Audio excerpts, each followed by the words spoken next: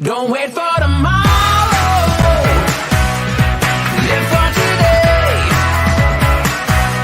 Keep chasing the sunshine and go out and play.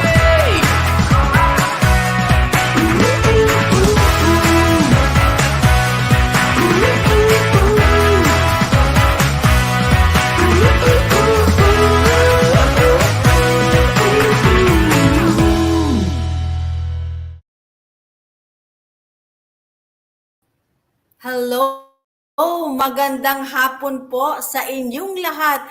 Magandang hapon po and this is a Monday and I hope that, nasimulan po natin yung araw na talagang super prepared, super saya po sa mga gagawin natin this week. No? So, welcome everyone. Welcome to Brewing Live. No? Um, Welcome to Brewing Live and this is still, we would like to greet you still a Happy New Year from our coaching family to your family. We are sending declaration of blessing and favor and we pray for a brand new year filled with hope, love, and peace to each and every one of you. Welcome to episode 929 of Brewing Live, the community project of Decaf Coffee Republic in partnership with Life Coach Philippines International. We are starting our new series dedicated to your resolution for the year 2024. Kumusta na pa kayo sa year 2024 po ninyo? Now, for the whole month of January, we will talk about common intentions for transformation and new beginnings. No? Ilan na sa inyong gustong magkaroon ng bagong simula in 2024? So join now. No? Join us daily as we brew a thriving year and breathe life into your New Year's resolution in this digital space. So kumusta na po kayong lahat? No? So tag along your friends for those who are hopping in. No? So today's conversation is about prioritizing you, mental self-care, yan po yung ating pag-uusapan. Prioritizing you, and this is focusing on mental self-care. Join me, tag a friend na po, and invite someone, and don't keep us a secret. So magandang hapon po, no? So we have Coach Candy, Allen, Coach Nord, so magandang hapon po sa inyong lahat. So for those who are seeing me for the first time, I am Life Coach Marife Garfin from Life Coach Philippines. I am a certified CACC life coach and also a mental health coach, a Master Builder Apprentice to Master Coach's Master Builder Apprenticeship Program. We build tribe as well, your unstoppable dream come true. I am also the team lead, no, of Region 8 Life Coaching Center in Tacloban City, Leyte, Philippines, and I am the banner holder of Life Coach Philippines in Region 8.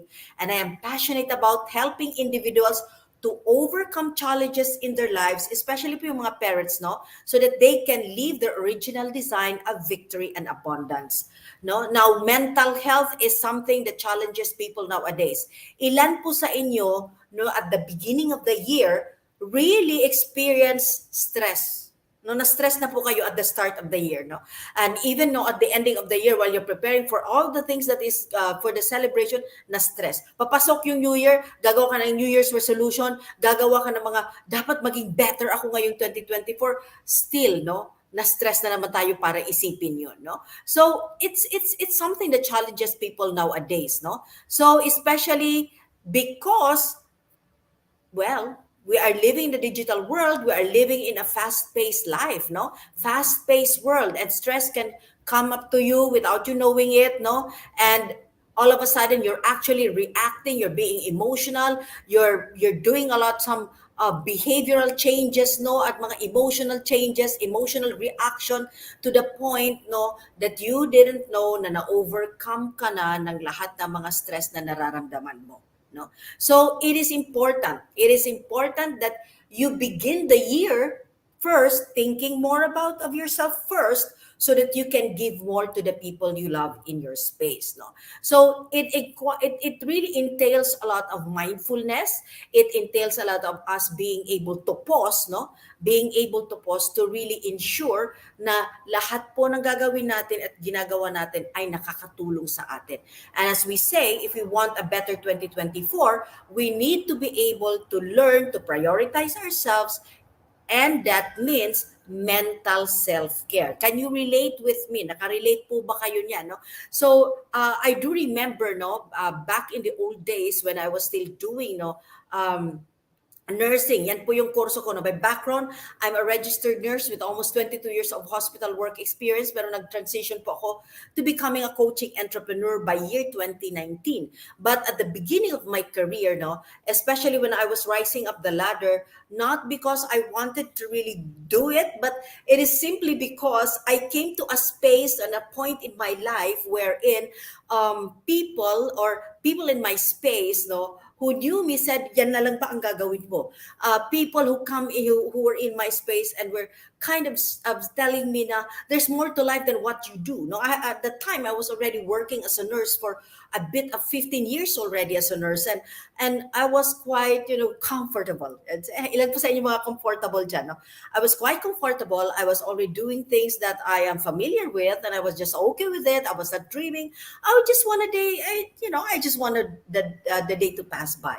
But hindi you come to a point where even if you don't want to become more of you're not thinking of becoming more, no, of becoming somebody, you come to a space when purpose and calling will be there and will face you and will really come up to you in a very creative way for you to be able to really stand up and say, I want to do this, and I think I can do this, and I think I want to try this one.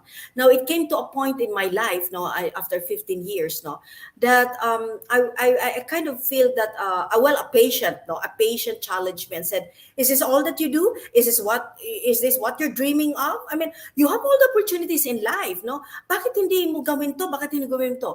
So I came into that space. No, I came into the space of really thinking. No, and I thank the person who I thank that patient who really questioned. No, I came to a point of really asking myself and reflecting of what I really would want for myself and how do I want to move my life, because I was actually very comfortable already with what I was doing, no. So yun na po yung aking like, this is what I know, this is what I want to do, and I'm just okay with it. But that particular patient, that particular client of mine really told me, no, and really paused that very question, that is this all to what you want, no? And it get me into reflecting. And so because of that, no, I went into pursuing something that is out of my comfort zone. I went to take up my master's degree, and then later on, I kind of become curious and not judgmental, as Master Coach taught us. No, be curious about how would it feels to really take on a higher academic like higher academic learning, such as my PhD. So I went into it. So hello po, shout out to Master Coach Yasmin. We have Coach Kedi, and of course Coach BJ, my dear friend, nasa Dubai nasa Jeddah ngayon. So how are you? So thank you for hopping in. We have Coach Lady Jen, salamat po for hopping in. So I came to a point, no, I came to a point when I was truly asked, no, kung anong gagawin. So I had that, I went into that because I was challenged, and lo and behold, I was able to finish it. But when I became a chief nurse, I was already in that position. There were people. No, there were mentors. There were people ahead of me who was already taking care of the nursing service. So yung mga nauna po, yung mga predecessor ko, nandiyan na sila. And they have their set things, no? They have their own way of doing things. They have their own leadership. They have their own way of talking to people, dealing with people. And here I am, a novice, no, in terms of leadership, no, in the nursing service. Here I am coming in, and I was really like, I didn't really have a clue of how to begin, no, of how to begin really taking care of the nursing service.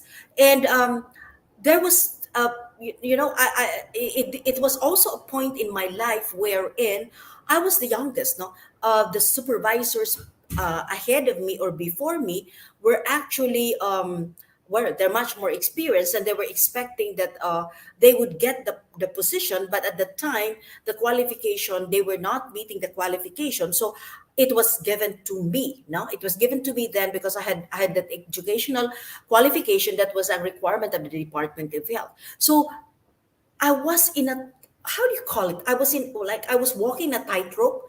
No, I was walking in a tightrope because, like, everything that I would do, there will be people who will interpret something, put meaning into it, and would really like spread it out. No, people, I would be like, people were putting, giving a lot of criticism and feedback. No, and many have some interpretation which I didn't know. No, ang konting action mo lang, meron ng interpretation. No, and it came to a point in my life, no, that I was actually you know, nalagay po ako sa posisyon wherein my emotion went down, and I was really like questioning myself. I have so many self-doubt. My self-doubt was really rising, no? And I even asked God, no? I even asked God, how come I'm feeling this way? If this is what you really want from me, how come people are becoming difficult? How come people are questioning? How come ganito? So, nanliit po ako. No? I came to a point in my life where bumaba po yung self-esteem ko. I came to a point in my life where I start believing people, believing the negative talks of people about me. And I started questioning myself, no, in a negative way.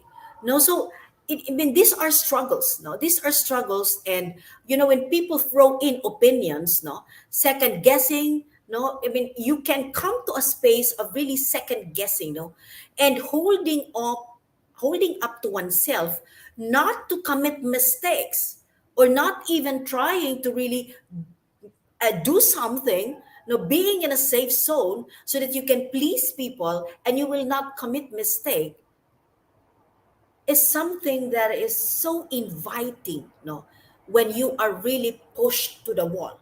Have you ever experienced that, no? When you are simply doing the things with all your heart, no? You wanted to do something, wanted to love, you want to create changes, be a trailblazer. You have so many ideas in there and just you want to throw in because you know that's gonna take, if I mean, it will have a beautiful impact in your space, but you will have people who will say nothing good. You will have people in your space who will question your credibility. You will have people in your space who will talk bad or misinterpret things that you do. And sometimes you ask yourself, how come they're doing this to me? Diba? Naitanong niyo na po ba yan sa sarili niyo, no? That you just want to really like, be the kind of person, be the best of who you can be, but you will be beaten by people who will give you that much of their opinion when even they don't even know you, nor they don't have any idea what your heart is speaking about or what your heart is conceptualizing about. Have you ever had that? No. So I came to that space, no? I came to that space wherein, I was having so much struggle already. I wanted so much to give up. In fact, I decided to give, no? Stress and all those things. I decided to really, I think I was able to tender twice I mean, I did tender a resignation once, but there were multiple attempts on my space because my mental health cannot carry it anymore. Like, I just wanna close the door. I just wanna like leave the space. I just wanna like be quiet, and I just wanna shout out to people and say, let me be. I came even to a point in my life wherein a nurse like really ranted in Facebook with all the complaints which I never knew about. And this ranting was supported by nurses who doesn't actually know me and who was not working anymore in my space, but he was already outside the country, but he was still doing it. I mean, isn't it?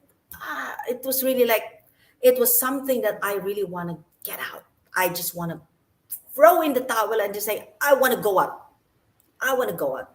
And this is where, no, this is where when I it was the darkest moment of my life, and I just really like shouted, and I just say, God, I just want to get out of this. Is this what you really want from me? Is this what I needed to do? If this is it, how come this is too difficult? Have you ever come to a space of asking God, how come this is too difficult? But then it came to a point, no, that darkest moment, I was able, no, I was able to really, when God is merciful, it was also a breakthrough moment. It was also a breakthrough moment because, no, the person I was not expecting, no, I was not expecting to really connect with me, no, because at the time I was doing an event, and I had that heart, no, I had that conviction in I was about to do my first ever nursing service retreat, no, and I wanted to throw in the towel already, but all of a sudden when I said, God, do you want me really to really like get it out? I mean, I want to get out, tell me. And then all of a sudden this particular person called me and told me, I'm gonna come to Tacloban for free so that you can do what you have been wanting to do. Guess who that person is? Guess, no? Coach Candy, Coach Darbel, hello, Coach Doc Herman. Guess who that person was? Guess who that person? It was never in my wildest dream. I've never met that person. But here, somebody, God used someone to connect to the person, and that person called me. Guess who was that? Ayan, sabi ni Coach Joanna, is anything too hard for God? I remember this, Coach Marife. Oftentimes when we feel we are really on the dark, we ask God, but there are really nothing hard for God. Who is the person? No, it was way before Master Coach A, Coach Lady Jen, no, and Coach Lynn. Way before Master Coach A. I think this was in 2012 pa po. 2012, no. Who that person? Guess who that person was? Francis Kong. Francis Kong. At that time, Sir Francis was my number one motivational speaker at that time. No, sa kanya po, when I'm listening to him, no, and at the time, 65,000 po yung kanyang half day, no, and I didn't have that money. I just should know with all of my heart, with the faith of believing. So bulat po ako sa kanya. Sabi ko, I have this convention for nurses, and I would like to invite you in because I believe they need to hear your voice because you carry a message. And I did that. And it was really that, no? It was really something that I paused and I said, hey, Marife, you didn't apply for this job. You didn't do this for yourself. You sought me. So you got to listen to me and you got to start trusting me. No? So it was the point. So it was a turning point. I know I was onto something. I know I was onto something, and I know that I have to really level up myself, start taking care of myself, start really learning, no, to understand me, to strengthen me, to empower me so that I can go, no, and pursue the purpose he has for me. And that's the very reason why I support individuals, those with real intentions. Honestly, no, honestly po, I've decided, and I'm supporting individuals with real intention to make their lives better by learning to fight for themselves, standing up for themselves, and say, hey, I'm gonna make this not because for other people.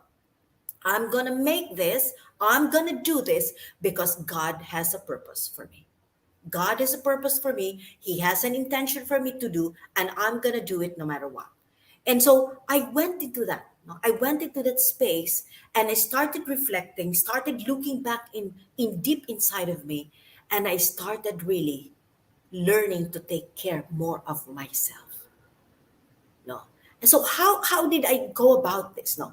I always believe, and even if I speak with my clients, I always believe that when you start taking personal responsibility, started really owning the life God gave you, being a steward of the life God gave you, you are going to be able to start pursuing.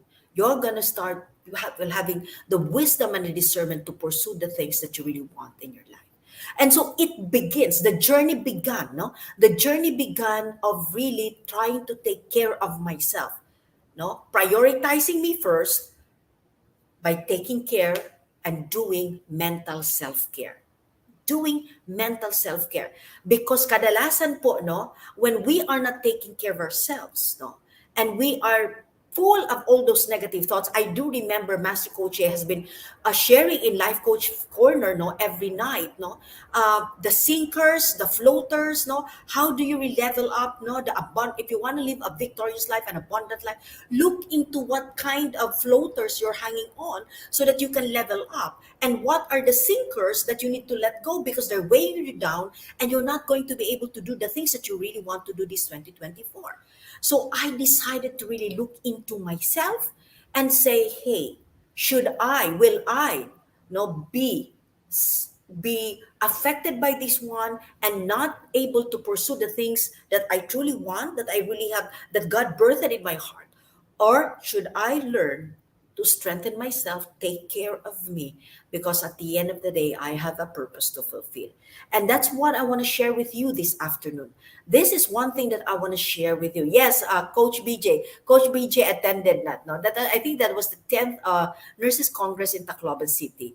Ayan, no? So yes, mental self-care, yes. So the stresses of life can give us so many negative thinking patterns. In fact, Master Coach, as I've said, discuss that. And these negative thinking patterns, no, can weigh us down. These negative thinking patterns can derail us from the things that we really want in life. Negative thinking pattern, isolation, and all of those negative thoughts will bring us, no, to roadblocks after roadblocks after roadblocks that will zap your energy and will not give you what you truly want in life. No. So I mean, all those negative thoughts, those roadblocks, I believe, no, are really snares. They are traps, so that you cannot move forward to your best life ever. No, kaya we have to be able to learn to prioritize our mental health. No, so when you talk about mental self care, it involves activities that helps declutter your mind. No, declutter your mind and reduce your stress level. And I believe Master Coach has an increase for this one, no? Yung decluttering po, no? And all of these things, no, are really, really needed for us to really be able to move forward in life. Now, question, how would you like to thrive in 2024? What were the kind of thoughts and how were you taking care of yourself, especially on your mental health last 2023? Now, if you want to level up, and become better than who you were in 2023, now I'm going to give you some tips now for you to be able to really look deep inside of you, how much you've really been doing this so that you can adapt. You can probably modify on it if it's not 100% that you really want, but at least you can take a good look at this one and try to say, maybe I can try this, apply this, do an experiment rule on this, no, so that I can 10,000 experiment rule, my favorite mental model. Maybe I can do this so that I can move forward through life. Ayan, sabi ni Master Coach Jasmine, declutter your mind and reduce your stress level is one of the way to take care of your mental health. Very true, Master Coach, no? Master Coach, tama yun po, no? So, how do we go about it, no? As I've said, it involves activities that needs to declutter. Number one that I've always wanted, no, I've always really like, one of the things that I experience and I've done is number one is to do some brain dumping. No, brain dumping, no, and this is the best year. This is the best time, no. If you haven't done this, this is the best time. Like really write it down. Isulat nyo po lahat ng mga negative thoughts, lahat ng mga nakakainisan nyo, lahat ng mga toleration nyo, lahat yan, isulat nyo. Isulat nyo yan, and you can ceremoniously, no, go to a space, quiet space, and say, God, I'm letting this go. You set it on fire and just let it, like, let the smoke go up and just like give it to God. Give it to God. Give it a period. because that thought, those negative thinking patterns, those bad experiences of the past is no longer going to help you and will never, never help you in the present. It's just going to tie you up to the past. So let it go. No, let it go. That's number one. Number two that you can do is be kind to yourself in all aspects. Be kind to yourself. I mean, I've always said this, that you are your own ambassador. Awayin mo pa yung sarili mo, sino na lang yung kasama mo sa pagkuha ng mga dreams and aspiration mo. I remember telling myself before, ikaw kasi Marife, dapat kasi na ganito ka, dapat kasi itong ginagawa mo. I mean, maybe they were displeased of you because you didn't even do this, you should have done, you keep beating yourself up. I was beating myself up. And I was like feeling the pain over and over and over again. Be kind to oneself, no? Not thinking less of you, not beating yourself up, but rather thinking of how can I make things better, no? So this is something, no? Be kind in all aspect po. Speak well of yourself, do things that are good for your body, good for your mind, good for your soul. Do all those kinds of acts of kindness that you would like to do to other people, do it to yourself first. Do it to yourself first. No? Gawin mo muna sa sarili mo so that you can begin to experience it. And once you're experiencing that, automatically the energy, the positive energy that you'll experience, that's gonna flow in to the people, other people in your space. Thirdly, believe in what you're capable. Start believing in yourself, no? And of course there are of course process to this one, no, bago ka makapasok doon sa start believing in yourself. But you can begin with simple things such as on a daily basis. On a daily basis, when you get out of bed, you say, thank you, Lord, for the beautiful gifts that you've given me today. Thank you for my talents and skill. And I thank you for the direction you're giving me today. Thank you that I'm going to fulfill the purpose that you have for me today. No?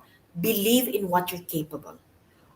Many of us, we're in a Christian nation, many of us knows, and we've heard this, no, from our priests, from our leaders in church. We all always heard this. We are created in the image of God. But how is it that on a day-to-day basis we don't live like we're created in the image of God? We live defeated. We live questioning ourselves. We live like a pauper. We live like we're not capable.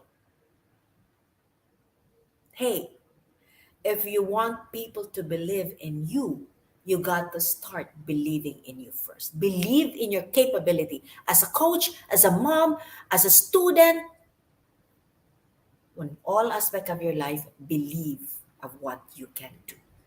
Because honestly, by your own blueprint, you are capable. You are capable. Live victoriously. Yes, Coach BJ.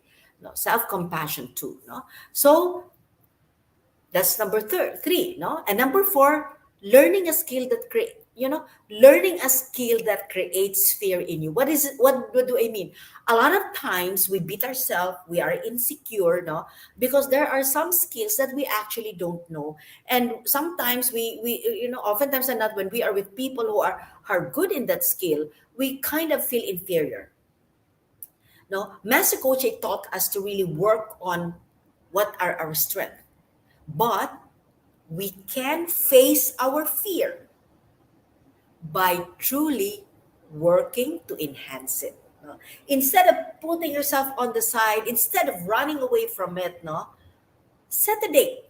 Set a date for yourself to really face that fear, no, so that you can begin to learn, no, acknowledge it first na yan yung takot ko. Then another thing that you need to do is to come to a space of what can I do to improve this because I don't feel confident in this.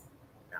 So instead of really running it out, no, you start putting yourself out there and say, I want to face my fear and I want to try it out. Because a lot of times, yung fear po natin, this is an imagination. Wala pa po siyang basis. Wala siyang research. Wala siyang supporting document. Because, yeah, because we fear simply because we don't know what it is all about. But when you start doing it, you start putting a frame on it and you become familiar with it. And now your brain can see, hindi naman pala nakakatakot to. Right? So start that, no, learning a skill that creates fear in you. Then definitely, most definitely, be with people who truly cares for you. I mean, if you want to declutter your mind, no, don't put your space, no. Sabi nga ni Master Coach, alam mong trigger mo, wag mo nang ipa-trigger yung sarili mo, no. So don't put yourself in a space where people simply ignore you, people bully you, people don't even recognize what you're capable of. That's the very reason po, mayroon po tayong tribe, no? We have a tribe. We are celebrated in the tribe. You're recognized as an individual. You're recognized with your giftings, with your own skill. But you will not be tolerated so that you can develop to become a better person. You can develop to become the best version of who you are. No, but this is done because the people in your space truly care for you. If the people in your space do not care for you, they won't care telling you what's wrong with you. So you won't be able to change, no? Hindi ka magbabago kasi hindi mo naman alam. Lalo na po pag blinded ka, no? Hindi mo alam kung ano yung kailangan baguhin sa'yo. So you just don't mind. You know, it's an easy life. Nobody's telling you negative things. But hey, if you want to level up, you want to really be able to understand and know ano po yung mga areas na kailangan ko pang i-push so that I can become my best version. You know, when you are also in the space of people who truly care, hindi ka po magkakaroon ng mental health struggle because the people in your space are authentic, they're vulnerable, they're real. You will not be second guessing on people, no? I came to a space in my life before when I was just trying to fit in. Because you're trying to fit in, hindi naman ikaw din yan, no? Kasi nga na, you try to fit in. So that means you're not you. So because you're not you, you don't also see the real people in front of you. So nangangapa ka, sasabihin ko ba to? Kailangan ko ba itong gawin? Baka nakakahiya. Itong gagawin ko na lang. Bigyan ko na lang ng ganito. Di ba marami kang saloobin, marami kang iniisip, no? Paano gagawin? Because it's not you. It's not you. And it can cause mental health challenge sa iyo, no? I mean, I remember na pag nagpipicture tayo at nag-i-smile tayo and say, matagal yung picture, sabi natin, napakahirap naman mag-artista kasi di ba, you don't want to smile all the time. I mean, the reality of life is that sisimangot ka, may inis ka, but when you are taking picture, no, kahit hindi maganda yung mood mo, nakasmile ka ng ganyan, kasi nga, yun, na-train ka ng parents mo na dapat may picture, mag-smile ka, nakaganon ka. Pero all throughout na ganun yung sarili mo, you cannot keep it up. Honestly, you cannot keep it up, no? You cannot keep it up. So what's gonna happen is sooner or later, lalabas pa rin po yung totoo. And it's such a struggle mentally, no? To really, count what you're saying. I mean, think of, you're not you eh. Kasi you're gonna be really like nangangapa ka and you wanna please people. Kaya hindi ka nagiging ikaw. To the point that it's gonna be a struggle in your mental health. You come out tired, no? Because it's not you.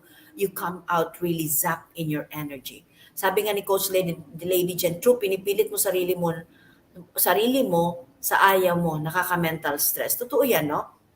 Yeah. No, so it's really that, no? It's really that. No, you have to be able to come into a space wherein you know that you are celebrated, but you're not tolerated. You know that they're gonna speak to you. It's gonna be painful, but here's the truth. It's gonna be liberating in your mental health. Then of course, number 5, you have to learn. Number 6 pala, you've got to learn to set boundaries. Hindi ko alam bakit what is happening in my neighbors. Hindi, bigla na lang po. But anyway, no, I hope narinig niyo pa po ako, no? Setting boundaries, no? Setting boundaries. And we have Coach Lynn Garcia here, no? So really talk extensively of boundaries. But here is my boundaries. Here is what I have experienced, no? And when I say boundaries, no? When I say boundaries, especially when you take care of your mental health, here is what I really wanted to do. You set healthy boundaries, no? Is that When the people in my space, I'm no longer comfortable. The people in my space is not making me normal. The people in my space creates fear in me. The people in my space makes me think less of me. The people in my space makes me inferior of my capability. Then I do away with it. When I no longer become who I am, when I am no longer authentically me, I set my boundaries and say, they're not bad people, but hey, I want to protect my mental health. I just want to set my boundaries. I'm parking the people. I'm not going with them, not because they're bad. It's just because I still want to protect my mental health. Prioritizing me. It's irregardless po kung relative mo yan, nanay mo. Of course, you cannot, hindi mo naman pwede itakwil yung nanay mo at mga. But hey, you can put a distance now. Kasi po, pag nawala na din yung mental health natin, masisira din yung relasyon because you become emotional, you'll be overwhelmed by the things that you hated, no? And you're gonna just pop. Hindi mo na lang mapipigilan, you're gonna like really pasabog kang parang bulkan. Masisira din po yung relationship. So be in that, no? Start setting up boundaries for yourself. Boundaries that will bring you to good mental health rather than you second guessing yourself, than you crying out no because you want to please people. Then number 6 is standing up for yourself. Standing up for yourself. And a lot of times, ito yung nahirapan tayo, no? Especially if the demand comes from our immediate family members, our parents, our children, no?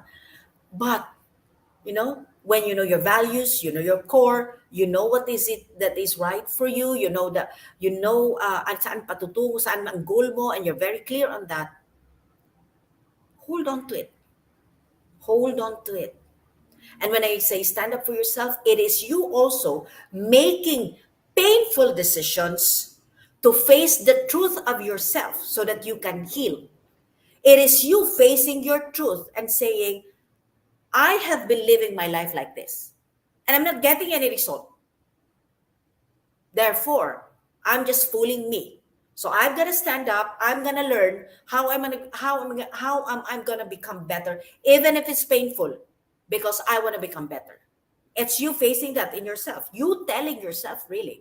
That's you standing up. Masakit, no?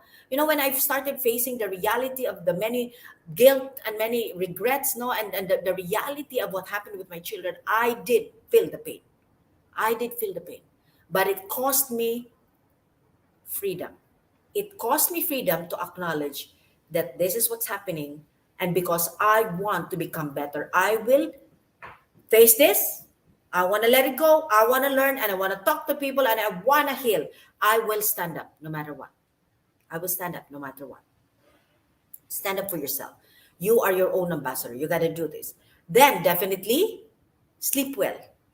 No? This is one treasure. This is that, I admire people who can sleep, no, but we need some pause, we need some rest. And oftentimes than not, we can only take care of mental health we start prioritizing ourselves so that we can do self-care in terms of our mental health when we give our brain a rest. We give our brain a rest. Let the brain sleep. Let the brain breathe. Let the brain recalibrate. Let the brain pause. And sleeping is the best way to do this. Papagpahingahin po natin yung ating mga brain sa overthinking, which not even giving us any solution. When we overthink, we're just thinking about the problem over and over again. It's not going to give us any solution. Let's be kinder to ourselves. So kung napakahirap, make a decision. Lord, bigay ko muna to sa'yo, tulog muna ako. Because I'm pretty sure once you get up, once you wake up, there's a much more fresher look, fresher perspective that you can give to a certain situation that you are in. And number 9, do the things that you love.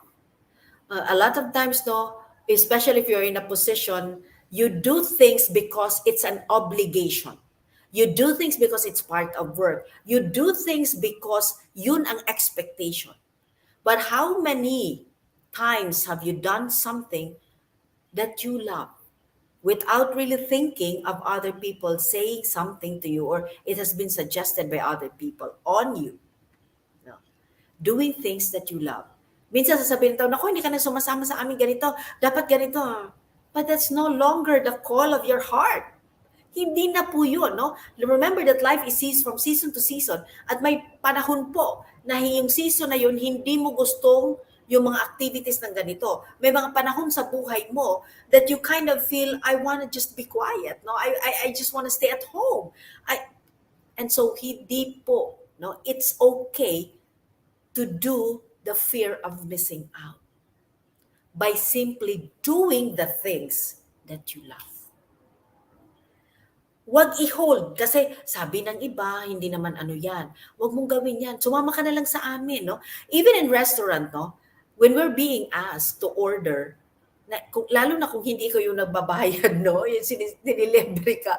You just simply say, ikaw ba na lang bahala? Pero may gusto kang kainin, no? And you don't want to do it because you don't want to displease people. No? And there are opinions. People will always have their opinions. And wag niyo pong kalimutan, the lowest form of intellect or intelligence is opinions. No? So let it go. Do the things that you love, try it out, and see how it will help you. And definitely letting go of mental clutter. No? And all of this mental clutter are your negative mindsets, no? Negative thinking patterns, belittling of oneself, judging people, not having goals, all of these clutters, no? Mga negative dialogues, negative opinions of people. Let go of that mental clutter because they're not going to give you money. It's not going to make you feel better. It will not give you any benefits at all. Wala. Walang benefit. No? Understand this. Understand this. Any negative thoughts, anything that is not helping you to be kind to yourself and to other people, anything that is not an expression of love, anything that is not based on love, not based on respect, not based on joy, these are things that will zap your energy away and will impact your mental health in a negative way. No. So try to take a good look. What are the things that you need to prioritize for your mental health self-care? What were the patterns in your brain? What were the thinking patterns in your brain? What are the activities that you've been doing? What are the things that you have putting yourself, that you have been really soaking in, that is not helping you, but is rather pulling your mental energy down? It's 2024. It's time to rise up. It's time to really level up and experience the best of who you can be. And this can only happen if you will make a decision to stand up for yourself, to prioritize you, and do your mental health self-care. No? Do your mental health self-care. Identify, sabi ni Coach Lynn, identify the important things that deserves your mental energy. Agree, no?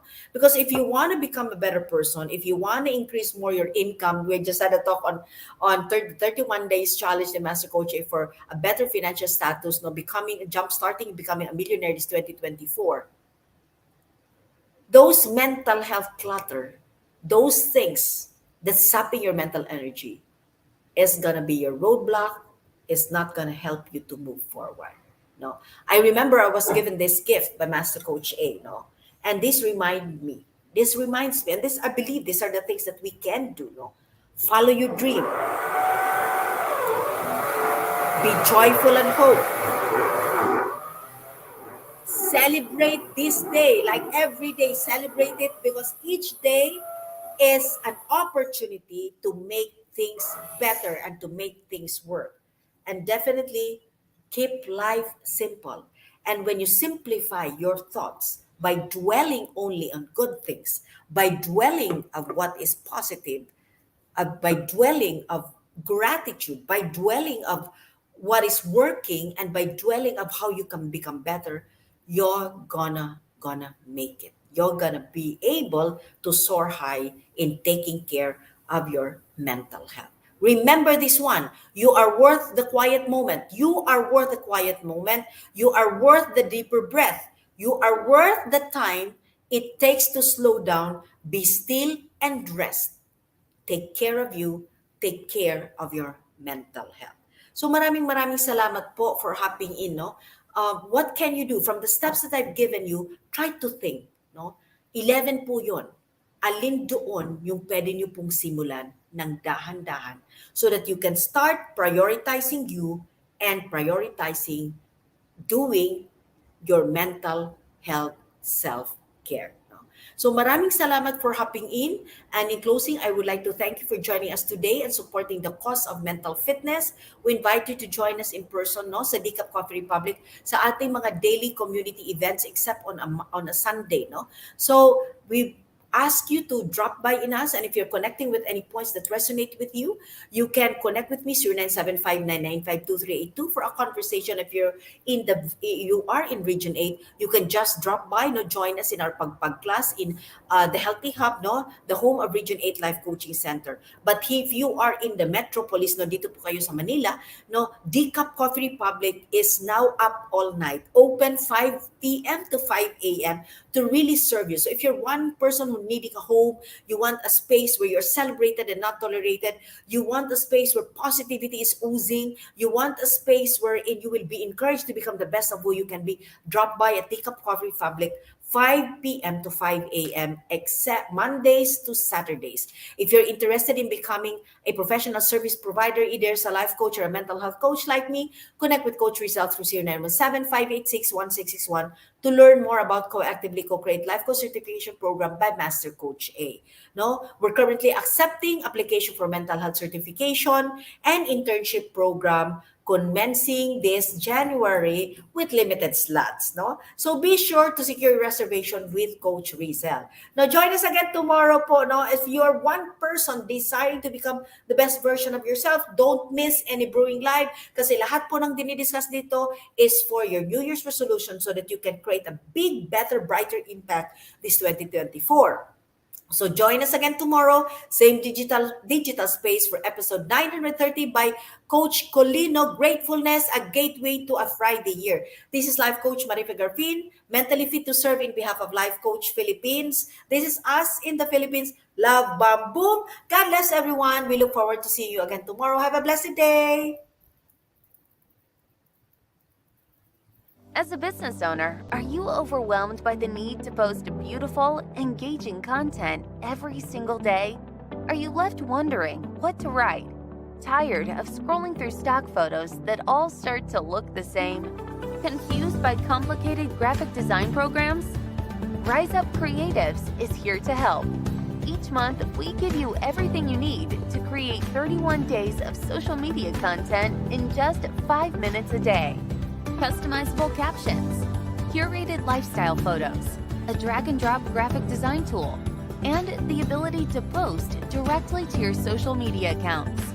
No one else empowers you with these 4 resources all in one place. Each month, we help you plan your social media calendar by providing you with 31 image themes and customizable captions so you can quickly and easily create engaging content and grow your following. Simply select the image that works best for your feed or story. Then, copy the caption and customize it to fit your audience. 5 minutes a day. It's that quick.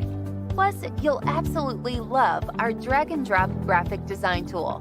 Start from scratch or choose one of our beautiful templates to fit your unique brand. When you're ready to export your design, you can download, email, or post directly to your social media accounts. Here's the truth. Our world needs what you have to offer. Don't let technology or procrastination hold you back. Rise Up Creatives is more than an online resource. We're a community helping you overcome your biggest barriers to reach your greatest goals. We're here to help you rise up and be creative.